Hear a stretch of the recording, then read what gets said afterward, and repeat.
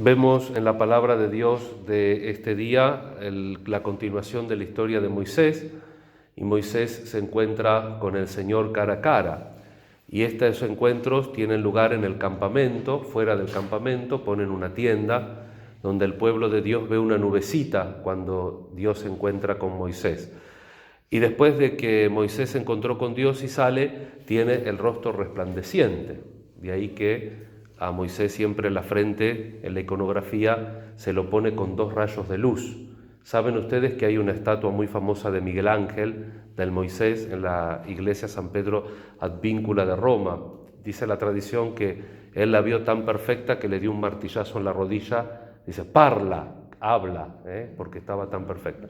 Bueno, esa estatua, yo tengo un compañero de Don Oriones, está enfrente, bajando como unas escaleras, enfrente de esa iglesia, así que fui muchas veces, cada vez que iba a ver a este amigo, iba a esta iglesia a ver al Moisés. Y en una ocasión, unos turistas de lengua española dicen, padre, ¿le podemos hacer una pregunta? Sí. ¿Por qué tiene cuernitos? Y no tiene cuernitos, parecen cuernitos, pero son precisamente los rayos de luz que la iconografía hace de ese cambio también sensible, podríamos decir, entre comillas, radiactivo, que le da el encuentro con Dios. Entonces, lo primero que nosotros tenemos que pensar también, si nosotros cuando estamos con Dios nos transfiguramos. No digo que después de la misa del Padre van a salir todos radiantes, ¿no? Pero sí que cuando nosotros nos encontramos con Dios en la oración, en las obras de caridad, en los sacrificios, cuando 2 o 3 nos reunimos en el nombre de Él, tenemos que de esa manera brillar. ¿Por qué? Porque es la opción, es el Evangelio, ¿no? Estamos todavía hasta el viernes con las parábolas, y en estas 2 parábolas vemos que hay que elegir el tesoro y comprarlo. Y siempre para elegir el tesoro hay que vender algo. El camino de la fe en este mundo, porque somos frágiles y limitados, siempre cuando elegimos algo tenemos que dejar otra cosa. No podemos tener todo. El tema es que a veces somos como niños, queremos tener todo. Entonces, cuando nosotros hemos encontrado de verdad el tesoro en nuestra vida, tenemos que vender todo lo necesario para ese tesoro. Y eso nos enseña a que cuando nos alejamos del campamento para encontrarnos con Dios, ese encuentro con Dios también nos deje radiantes, nos deje una estela. Tenemos la alegría de celebrar hoy a San Ignacio de Loyola, este santo que nació unos meses antes del descubrimiento de América, en 1491, y murió en 1556, un hombre que dejó una huella profunda, tanto en la evangelización como en la espiritualidad, por los ejercicios espirituales, por también los consejos de su vida, ¿no? Que nos invitan constantemente a realizar este evangelio, de encontrar la perla muy valiosa y aprender a vender todo lo que resta. Dice San Ignacio que en la vida espiritual el que no avanza retrocede.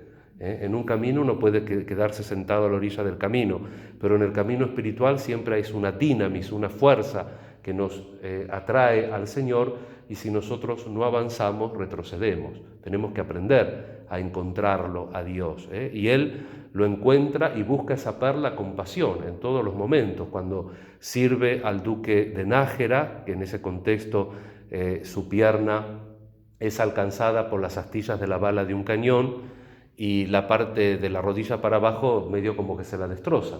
Y él, como era en todo lo que tenía era muy fervoroso, en ese momento le gustaba ser un caballero, era de una familia buena. Entonces, cuando se recupera, ve que abajo de la rodilla tenía como un espolón.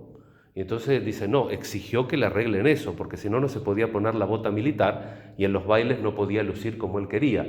Y para hacerle eso, piensan que no había anestesia, había que abrirle la herida de nuevo, con un serrucho serruchar el hueso que sobresalía, con una polea estirarle y tratar de que suelte. Total que quedó rengo. Entonces él, cuando andaba rengo, decía que era el calvario de la vanagloria. Por haber querido ser vanidoso, terminó rengo. Pero lo pinta de cuerpo entero, porque cuando se convierte también se convierte con todo, ¿no? Para no repetir siempre las mismas anécdotas, el camino de conversión lo hace con mucha penitencia, ¿no? Y en un momento decide ir a Jerusalén. Para eso pasa por Barcelona, unas donantes le ayudan, porque siempre lo sostuvieron determinadas mujeres, ¿no?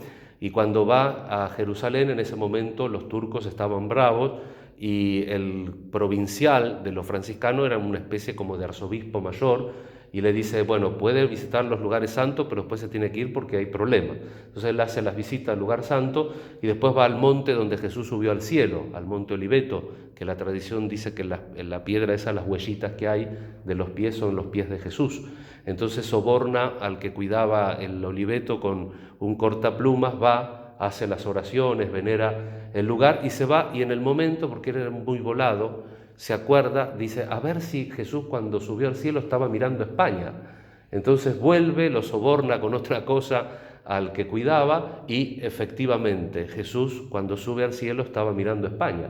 Entonces él baja pletórico, pero en ese ínterin lo agarra uno de los armenios que ayudaban al arzobispo, entonces lo lleva patada, empujones, trompada al arzobispo porque había desobedecido.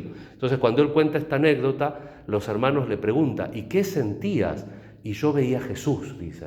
No se dio cuenta de todo eso que lo empujaban, lo pateaban, lo arrastraban. Él veía a Jesús. Y es ese mismo Íñigo que a los 18 años, porque 3 hombres no le dejaron pasar por la derecha, sacó el cuchillo, hirió a uno y se fueron los otros 3.